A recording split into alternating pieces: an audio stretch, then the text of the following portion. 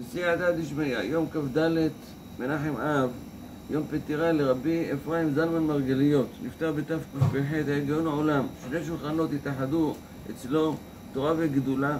הוא באחת התשובות שלו דן האם אדם שנברא בספר יצירה יכול להשלים למניין, והוא מוכיח שאי אפשר להשלים למניין, מפני שהמציר במעשה של רבי אליעזר, כשהיה צריך לצרף למניין, הוא עבר על עשה שמצוות רבים, כשחרר את עבדו, מפני שזה דבר של רבים שתלוי בו, ולא ברא גולם. גם של רבי אליעזר זה הדבר אצלו קל לברוא גולם בספר יצירה, כמו שראינו שהוזיז את הקורות של בית המדרש, הביא את טעמת המים וכיוצא.